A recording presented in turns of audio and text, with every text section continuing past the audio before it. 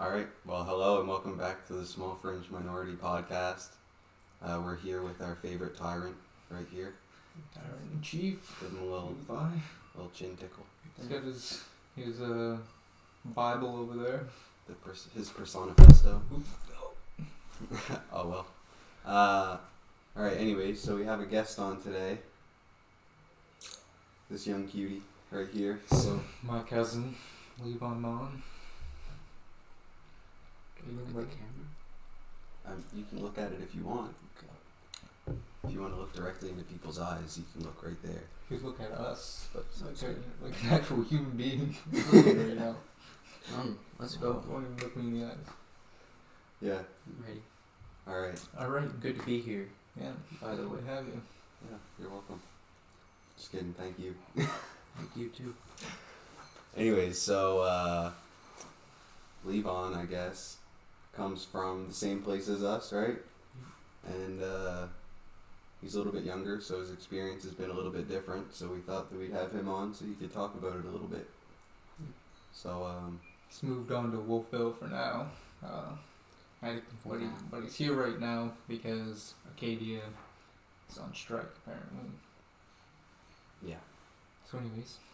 yeah. So I guess we can get started by you kind of just telling us a little bit about how this whole pandemic and restrictions and all of that worked out for you from the beginning and into going into university and stuff.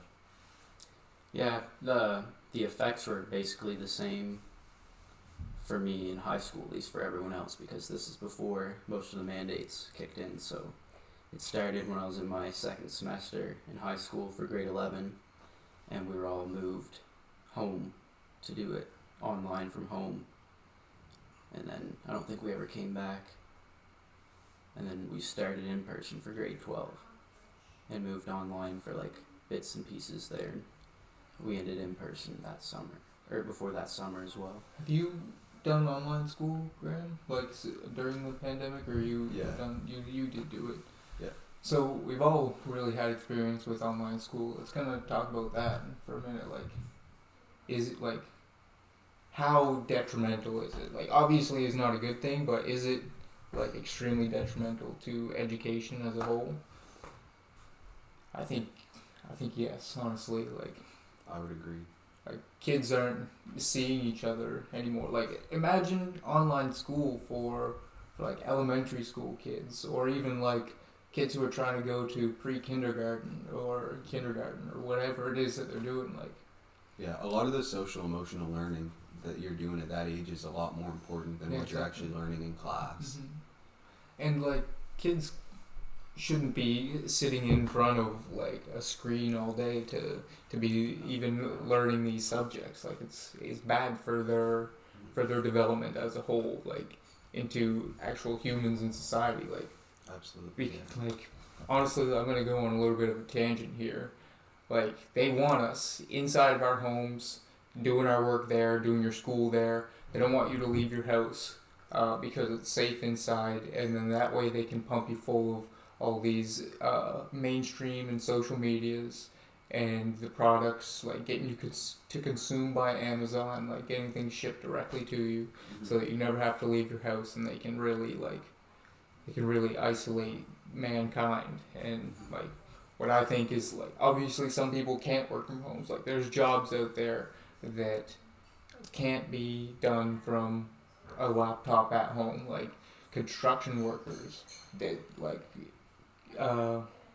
mechanics, carpenters. Like, all these people can't do that, and I feel like society's trying to kind of leave them behind, including these truckers. Like this freedom protest is for like freedom from this tyranny and this stupidity of like trying to keep people isolated and imprisoned inside their own home.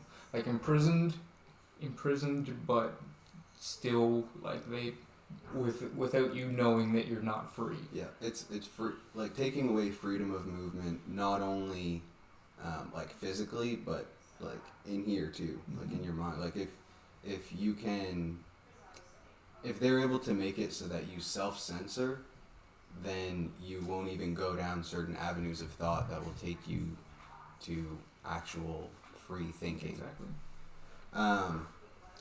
Anyway, I guess that wasn't So, a bit of a cool thing, but so for you, having finished school, like it was kind of going in person, online, like whatever, did you find that you were well enough prepared going into university?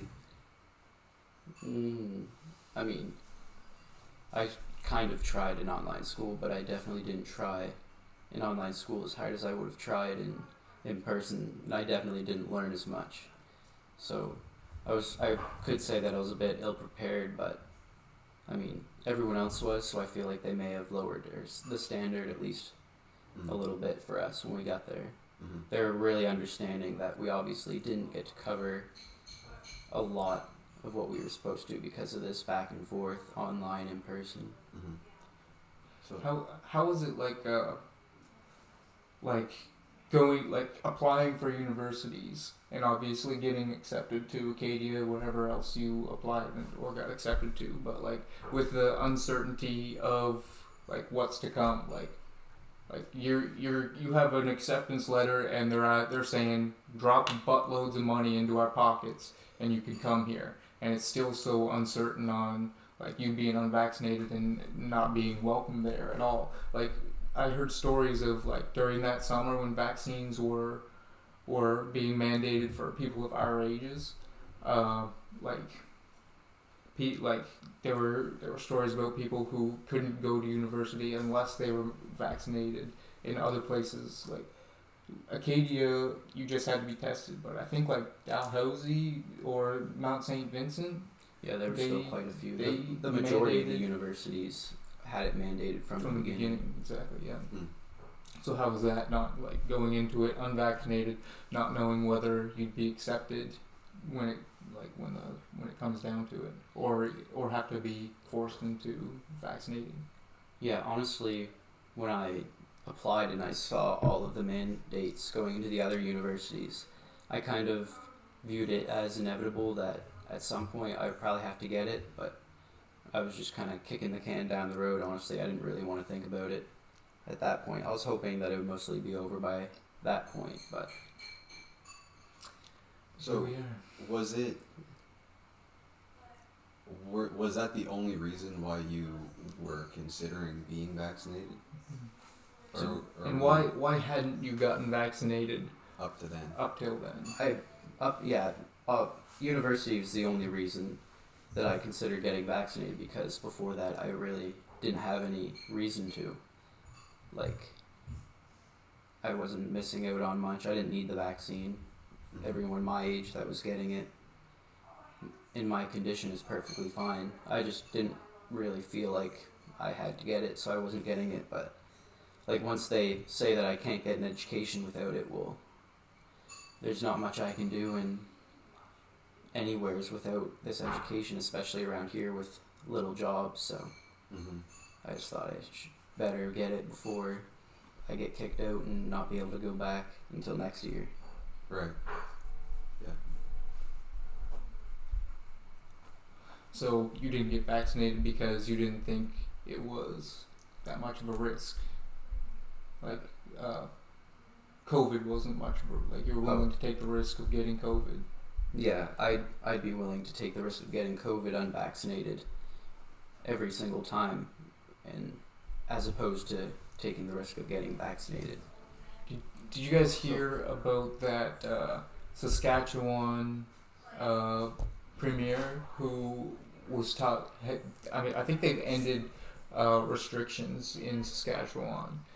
And he said some numbers that they were truthful numbers, but they said that he was misled on the information of, like, because the pool of people who are vaccinated is so much bigger than those who are unvaccinated. They say that the numbers are skewed, but they said the real numbers are 53 in 100,000 people unvaccinated are hospitalized, and 28 out of 100,000 people are in the hospital and double vaccinated. Wow. with COVID. So, like, take those numbers as you will, but I guess. Well, okay, sorry. His- What was his- it? It was his- 28 to to 53. 53. So it's about like half, Yeah, approximately definitely. half the risk. But it's like half of what? Half of a Fraction of a very percent. small amount, a Yeah. fraction of a percent. It's like 0.025, close to there of a difference in percentage of like vaccinated and unvaccinated. But his point was that the vaccine like isn't helping to like slow the transmission of the vaccine, which I think those numbers Or of are the transmission of the the virus. Yeah, sorry.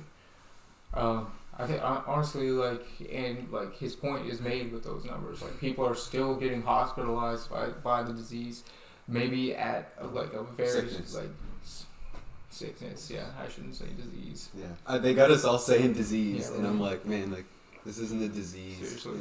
Yeah. That stuff. But Yeah. like, they're still getting it. Like, I got COVID from, I think, a vaccinated person, recently vaccinated, however, but like it's like hopping from person to person, no matter what. And they want you to get it because they say you'll have milder effects. But like, I had it and had like it wasn't anything to die over, like, or go to the. I didn't even think about going to the hospital. But yeah, like, it But- seems very, very mild at this point. In all honesty, And if you they're doubling down on it. if you ask why they're mandating the vaccines, they can't say that it's to minimize the effects that COVID will have on us, because they wouldn't be able to do that. Like Strang here in Nova Scotia was saying, the reason we have to mandate these vaccines is because we have to stop the transmission. Like, he's like, we understand that younger people are not at risk, but we still can't be giving it to old people that could still potentially die from it. So now that we understand that the transmissibility of at least Omicron is extremely comparable between vaccinated and unvaccinated people, then the standing for their restrictions and their mandates, like, it's gone, because that's the only reason they introduced them in the first place, was Right. because they wanted to cut transmission, but now they found out that they can't. Mm-hmm. And to take it upon themselves to tell us whether or not we have to take something for our own health is completely different from telling us to take something For other for the people's health of other people. They Yeah. really can't say anything like that anymore. Like, doesn't get, like, they can't really say that you'll have milder effects. They can't say you won't transmit it. That's why, like, they've devolved to just saying Get vaccinated. get vaccinated. Trust the science. Exactly, trust the science. Like Um, Biden and Trudeau both like came out like with no backup, just said get vaccinated, or we implore you to get vaccinated because I say so.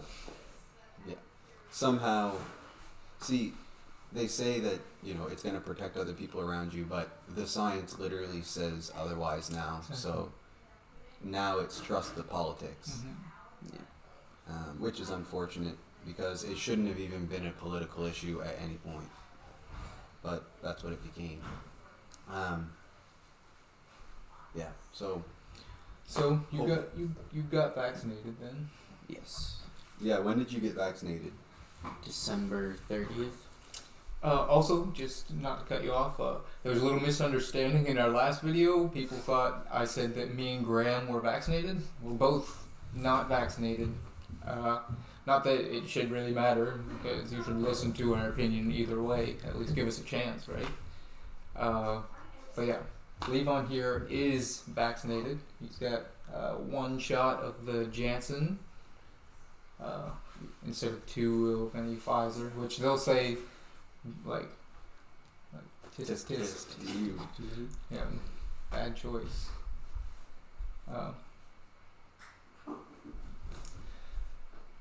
So you got vaccinated, but you still don't use a VaxPass, or did you have to you have to get the document to still be in school? Yeah, I had to forward the code or whatever to the school nurse. Right. Mm. Yeah, I actually think that that's a position that I don't think a lot of people are talking about. Is a lot of people who went and got vaccinated early on absolutely refused to use their vax pass because they thought it wasn't right to use those privileges. Exactly. And they want you to, like, these people are out here like not using their vax pass because they don't agree with it. But they're like, I don't know where I was going with that. They force you to still show the vax pass in certain situations, Yeah, of right. course, like if you're applying for jobs and stuff, which, I mean, whatever. I guess that's one circumstance where you always would have had to show proof that you've had certain vaccinations. But not for this type of a situation, for one. And two, like, it's not supposed to be a document that you just like have on you at all times to just show whenever to prove that you have the credibility to be allowed to do certain things. These people like Levon and Kristen who are vaccinated but aren't using their vax pass are kind of proving those people wrong who say that like we're just like upset because we're losing these minor privileges of going out to the restaurant or to the movie theater, but like that's not what it's about. Obviously, like seeing these people out here like having it and not using that, like it's about the principle of it.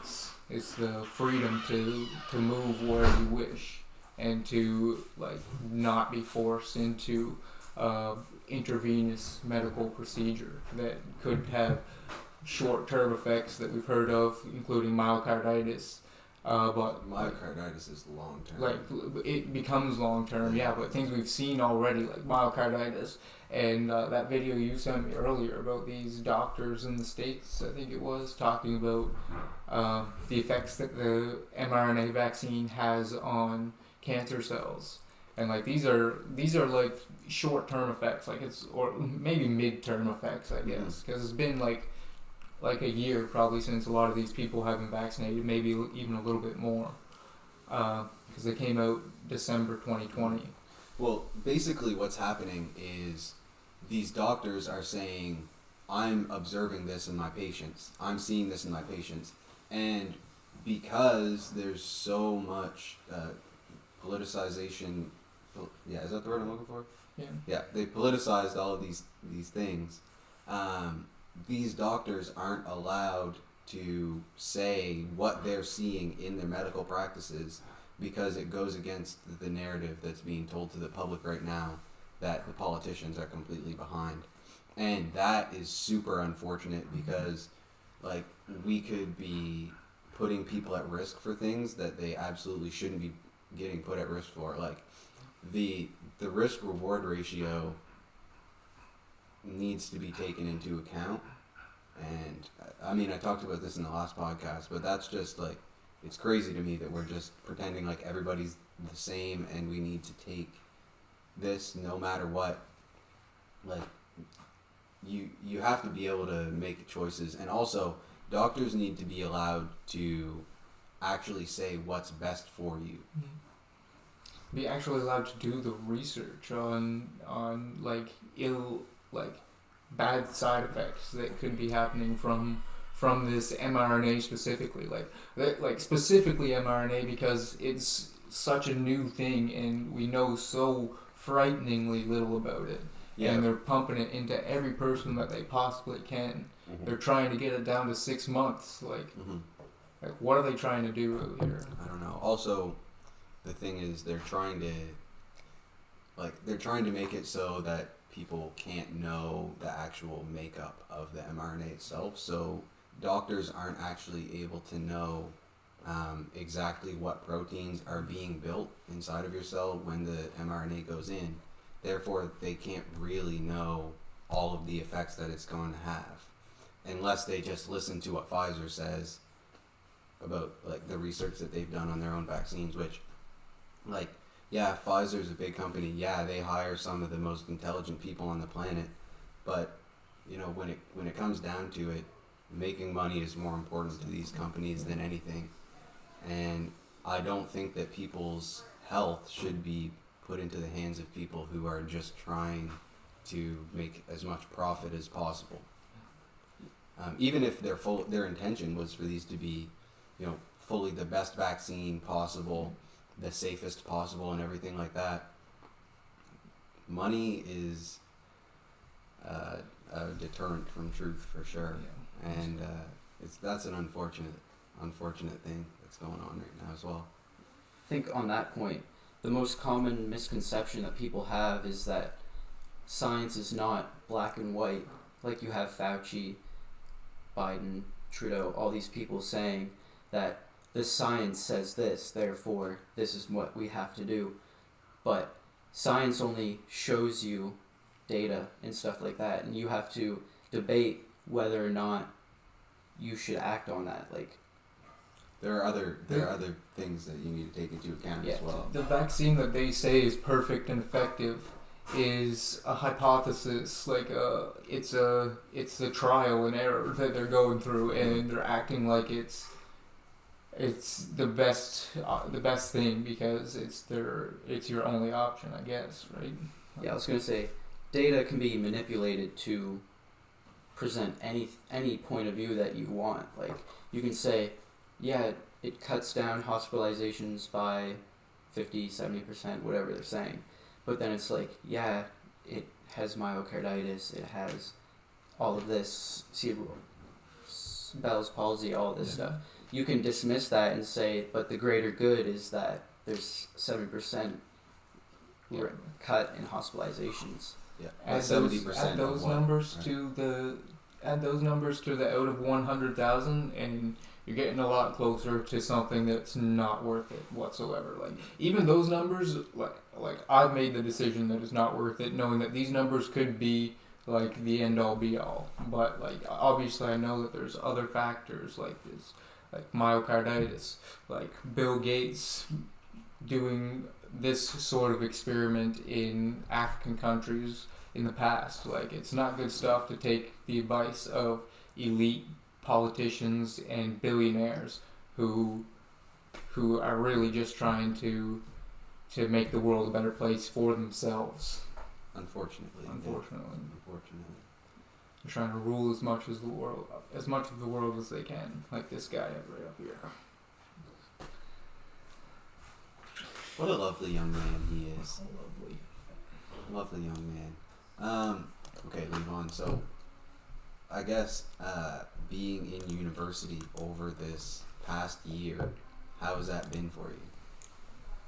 It's been kind of underwhelming for the most part, just not being able to do nearly as much as what we would have been able to do without COVID and all these mandates. In fact, just going out with friends, going out to restaurants, movies, stuff like that, not able to do as much of that as you could, because I mean we're all vaccinated, but like the amount of employee shortages out, we've seen little restaurants and diners being closed in an instant because of all of these shortages that are also indirectly caused by COVID and their mandates. Right. So, like, this social aspect as well, I guess, probably is completely different. Like, when I was in Waterloo, like, when I first got there, like, obviously there were no restrictions, so it was like, you would jam rooms full of, like, 50 people, like, whatever, you go out wherever, and there were hundreds and hundreds of people, and so, it was really easy to go and meet a whole lot of different people. So do you find that, I'm guessing, I suppose, that there's probably a lot more like segregation of groups within the university. Yeah. And I think so. That's one thing that I find hard, I guess, is that the university specifically is actually supposed to be a place where all ideas sort of come together. And they sort of battle it out, and then the best ideas come out in the end. But it seems to me right now, especially, and I think that this has probably been a trend over the past while, that the university institutions have become more of dictating ideas to you rather than, you get information that we currently have and then you come up with your own ideas, and then compare them against other people's ideas, and it just seems to me that it's become more like public school in, I would call it, indoctrination, rather than learning and discourse over ideas and things. Exactly. Has your experience been in Acadia, with that? Yeah, I mean, with Graham's point. Do you have any stories? Yeah, when you have the government saying that half or close to half of the population have unacceptable views, and these views are mostly pertaining to racists and misogynists, it would be pretty difficult for me to express any of those views, especially in academia and university, more specifically, because they're on the side of Justin Trudeau, the government, and they would be doing work in his will to shut me down and say that I'm wrong, which honestly I can't blame them, because if they are that believing in the government, then I can see them doing that. Mm-hmm. And even with the teachers as well, it's probably more the case with the teachers, that they're just doing their civic duty, teaching us the right way, right, or the good way. Right. So do you feel like you have to sort of self-censor in your work that you're passing in order to get favorable marking on stuff, or have you not had any courses really where there's any conflict? In my politics class, I definitely had to pull a few punches and kind of censor myself a bit, but most of my other classes are pretty, they're not really, politics barely come into play, maybe economics, but our economic views are still pretty greatly accepted worldwide, or and at least across the country. Mm-hmm. Mm-hmm.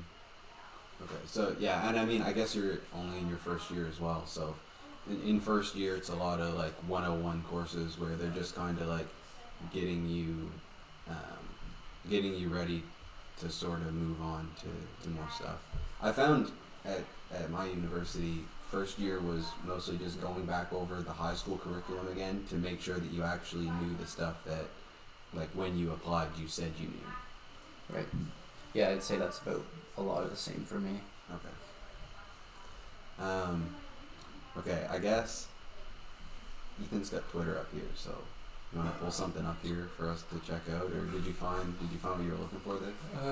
No, nothing specifically, but we could look at what's going on in Coutts, according to Rebel News. Okay, well, Rebel News isn't a very reliable source. They're not government funded, so they can't be telling the truth. Right. Yeah, definitely. Could be. I think the funniest thing I saw today was the police tried to call in some people to come tow these trucks out, and the people that showed up to tow the trucks out just joined them in blocking the road. I think as of right now, they've got two lanes open, one going each way, in good faith, hoping that I guess the people going through will do their job. Obviously people gotta cross the borders, do their jobs and things like that. Mm-hmm.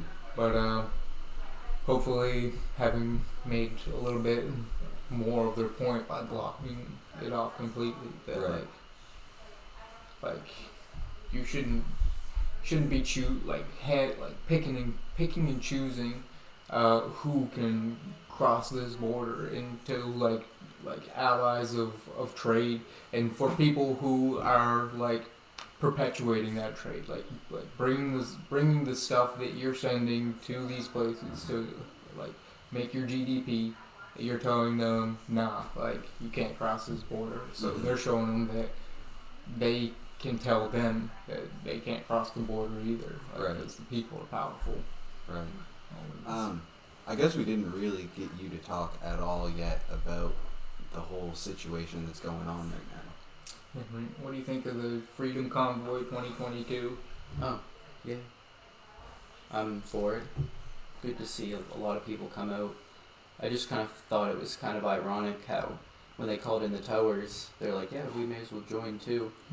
Like, a lot of people are saying that the silent majority or minority is finally coming out and voicing their opinions, and I kind of still believe that there's a great deal of people out there that still are not really wanting to get into it, really. They're still the silent majority, and the only reason that people are getting pulled into it now is because the government's calling them in. They're like, hey, you have to take these people out of here, and they're like, you know what, we'll actually come and join them.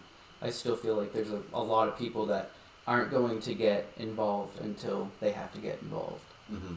When do you think that point is that people decide that they have to be involved? Because, like, in my mind, it doesn't seem like there's much of a choice at this point. Not necessarily because like the timeline is gonna like change and something's gonna happen all of a sudden that you can't do anything, but it's like so many people from so many different groups just all came together. So like if there's ever been a point of momentum, it's now. Yeah, that's true. I think once you start seeing shelves getting less and less stocked, and people are going to start looking around and being like, where is everything? And then they're going to be like, this isn't going to stop until they get what they want. And then they're going to finally sit up and wonder, like, I actually want this to end too. Like the people that are sitting in their houses saying, I don't agree with it, but it doesn't really affect me.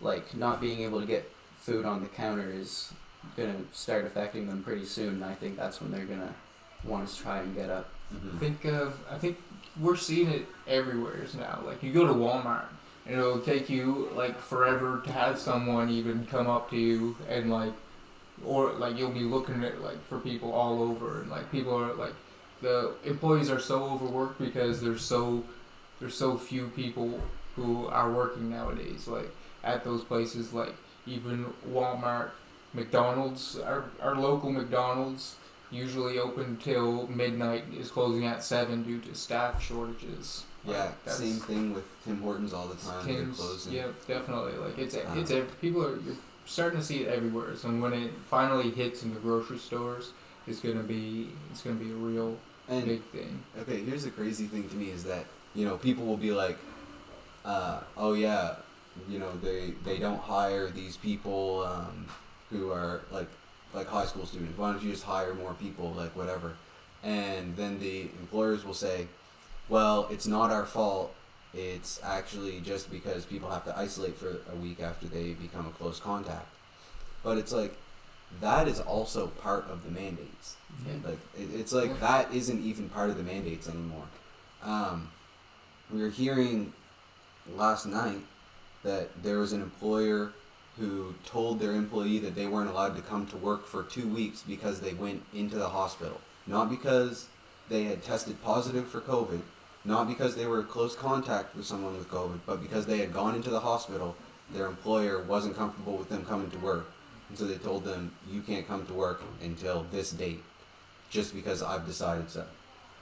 And people think they have the right to do that now, which I suppose you do. But why would you inject that into society? I don't understand why that seems like a good idea. Since you mentioned the hospitals, like that's another place that's getting hit hard by like the mandates. Not even just COVID, but on top of that, they're mandating them to be vaccinated and losing workers because of it and ruining the healthcare system. Mm-hmm. Yeah, well they. For example, the schools today were closed, which the roads weren't bad today, so I don't really understand why. But one of the schools said we would have had to have closed today anyways because we don't have enough staff. While at the same time, they have so much staff on unpaid leave, on unpaid administrative leave. Why don't you just bring those people back to work now that you know that they're not a threat to anyone any more than anyone who's double, triple vaccinated, quadruple, quintuple, doesn't matter. It's and they're like, it's the principle of it, but is it worth it to not send our kids to school to get a proper education for the principle?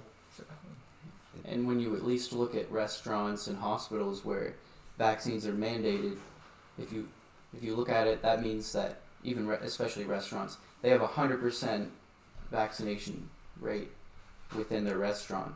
So if you're not going to be able to allow people with COVID to work there for weeks, 2 weeks on end, then we're never going to get to a point where that shouldn't happen, because they're always going to be getting COVID regardless of vaccination. Yeah, absolutely. Like, we're always talking about getting back to normal, but if they have 100% vaccination and they still have to follow these regulations, then what is the normal going to look for us? Are we even going to be able to get back to that point?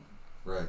Because, like at this point, it's been injected into our society that if you're sick or you come in contact with someone who's sick, you need to not work for a week. And then that causes staff shortages for however long. But, like, just imagine that, like, over the year, like, that's a lot of money that people are losing. And, you know, the government can put into place things to help people in that situation. But literally, you're having someone not work, so they're not going to be making money to pay taxes, and then you're paying them with taxpayer money.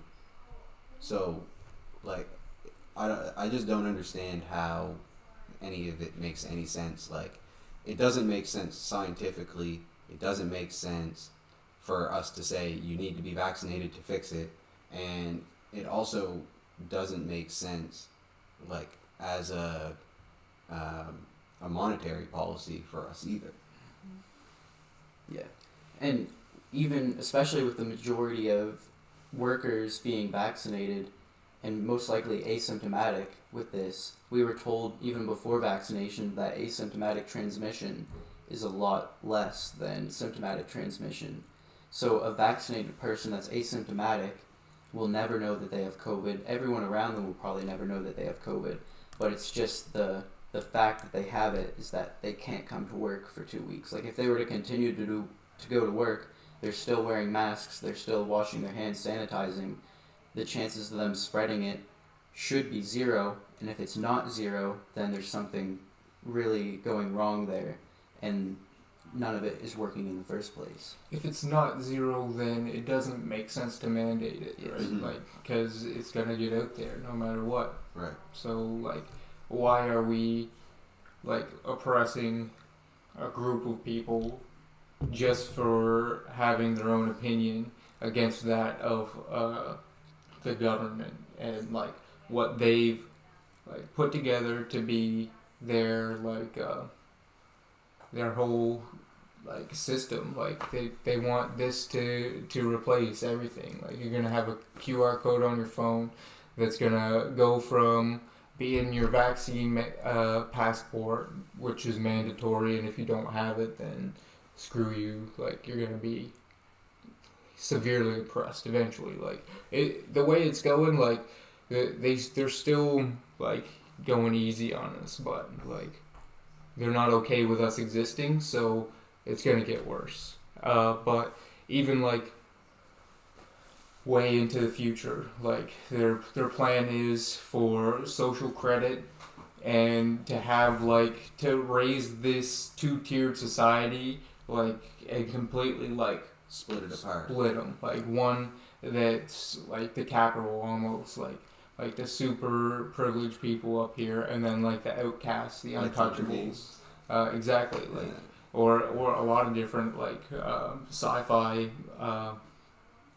like, dystopias. Mhm. Like, and it's like they've started it off completely by creating a two-tier society, and it doesn't seem like they're going anywhere except for more separation and more oppression of that lower group. Yeah, well, and the thing is too, like, even if we take the whole pandemic out of this context completely, like, then there's an argument to be had, like, are you okay with having to have a QR code on you at all times that says what vaccinations you've had, that says, like, if you're allowed to go into some place that had, like, some people are actually completely okay with that situation. Like, oh yeah, that would be way easier for me if I just had all of my information in one place on one QR code. I scan it to pay for stuff. I scan it to go here. I scan it to go there. I scan it for my passport. I scan it for this. I scan it for that. Like, to me, that's just not okay at all, ever, in any situation. But that, like, basically what they've done is they've used the pandemic to make people okay with it who wouldn't have been okay with it before through fear. Yeah. I mean, this QR code thing especially for like a place around here, is crazy. Like, there's people around here who don't have a phone, let alone like a smartphone that can pull up a QR code at any time, let alone like whatever it is. Like people just aren't, and what are they gonna do with these people that don't have like the ability to pull up a QR code just anywhere? It's like are they just gonna leave them behind in the society? Like, I don't get it. Like, it's not a feasible thing to do in places like this, and that's what they don't understand, is that like, sure, it could be done in big places like that, but it can't be done here. And that's why like you see so many people from small towns and places like this that are pushing back so hard on the mandates, because it can't be done. Like, people aren't okay with that around here. Yeah. And even everywhere. But I think the worst thing is that we're sitting here talking about how we don't see any end in sight, but you look at the states, except for like the really bad Democratic-led states, they're done. Even England, who you would assume would be way worse off than us, like, they're England. they still have some restrictions, but Denmark just dropped all restrictions and mandates. Yeah, and they're like... like so many other places everywhere. It's like Japan's dropped the mandates. There's a lot of European countries now that have, like, the world is over it, and people are still looking at places like Canada and New Zealand and like fearing for them all around the world. Like, people are feeling for us and like scared for us, because like they can see what like kind of tyrannical ruler we have just completely pushing us down. Specifically in Nova Scotia, like the rhetoric coming out of our government right now is insane. And these people that are in power, like, they know that this stuff isn't even feasible here, and they're still completely okay with it. They're like, "Yep, times are changing. Get over it. This is what's happening. I don't care what you have to say." Like, what do you mean? Like, we don't. Just because you're in government doesn't mean that we have to listen to you. Like, we voted you in, and then you're supposed to still listen to what we have to say. And then, like, it's supposed to be bottom up. It's not supposed to be top down. And once it flips to top down, that's when it becomes an authoritarianism or a tyrannical rule. Yeah, we've really forgotten that the government is supposed to be at the mercy of the people, and their decisions should reflect at least the majority of the opinions of the people that they govern, but that is not the case in the slightest. Like, the vocal minority is what dictates our country right now. The majority of people don't need to see this happen and don't want to see this happen. Like, you hear Boris Johnson saying he's like 2 years behind on this, but he said it's time for people to start making their own decisions. He said we're dropping all mandates and people should be able to do what they see fit for themselves. And that's all we want. Yeah, that's what we've been saying for the past 2 years. We tell Tim Houston we just want to be able to make our own decisions and not be told what to do. And he's told us to our face that he does not agree with us, he will never agree with us, and he doesn't even want to hear from us anymore. Yeah. And that is the head of our democratic province, saying, I don't want to hear from you, the people. Exactly. Like, what? Okay, get out of politics then, man. Like, if you don't want to be a politician in a democratic place, go somewhere where you can be a dictator. Go somewhere where that's the way that governments run. But if they've decided that it's here, like, this is where they'll have their dictatorship. And Trudeau had seemed to be winning for the past like 2 years, but the story's changing. Yeah.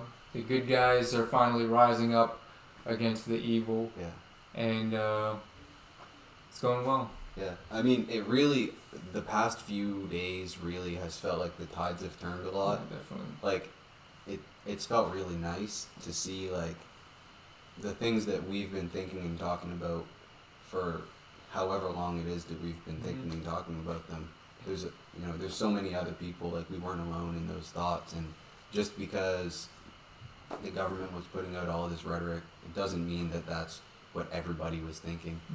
And the other, like, huge thing too is a lot of people have been psychologically manipulated into thinking what they think right now because they never took a break from the way that social media works. Like, I have not a high level understanding of human psychology at all, but like high level enough to understand like how you could systematically manipulate a large population of people through something like through social media using people's data. Like that's what advertising is, and the way that our government has really been using those medias to manipulate the way that people thought about the situation.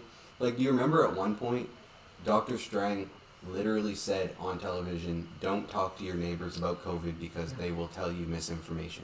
And it's like, what do you... like, setting up hotlines to be able to call the cops on your neighbors who are sharing the more extremist opinions as well. Yeah, and those extremist opinions were... you should be able to make your own decisions. Vaccines work, but, some people don't need them. If you've had COVID already, you probably don't need a vaccine because natural immunity is the same thing.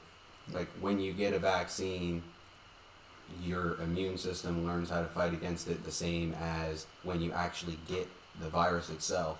Like, those were considered extreme misinformation. 6 months ago, Strang would have liked to have the cops called on you for having those opinions. Yes. Now they're fact. Yeah.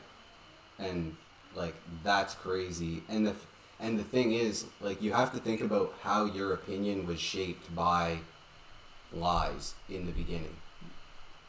Because like the way that your thoughts work is like, okay, well, here's a decision to make. I'm either going to go with this or I'm going to go with that. But when you go with this and you completely forget that that was even an option, and you're told that that's not even an option at all, then you're not exploring the whole idea. You're being manipulated into thinking something, and then all of a sudden you're way off over here, and it's like impossible for you to even understand what any of this other stuff was, when really you're supposed to understand both sides. You're supposed to be able to think about all of these things, and that's what freedom of thought is, and freedom of expression, and being able to have these types of conversations with people is all about. Just being able to look at both sides of anything and then coming up with an informed decision based on knowing both sides, and then making an actual decision out of that, instead of just being censored and self-censored into thinking what the people who are manipulating you want you to think. Sure. Yeah. Well, I think that's all the time we have. The tea's gone, my water's gone. Right, D. But again, like, let us know if you guys think the way we do by following me and Graham on Twitter. We each have our own account, and we're working on getting a small Fringe Minority account up. But we also have some merch that you can get into, the Small Fringe Minority merch. Yep, I'll link that in the YouTube video. It'll be linked in the video. And join us on Patreon if you want to see some more videos and see them get more high quality over time as well. Because right now we are doing what we can, but they can get a lot better with your help. Yeah, absolutely. And huge thanks to this young man right here. Thanks, guys, for coming on, talking with us a little bit about what he thinks about all of this stuff. I'd like to extend my thank you to Father Trudeau as well Oh yes. for Thank you, sir. putting me in this position where I have to talk about this basic stuff, but I enjoy it. All right. Well, Peace. the peace.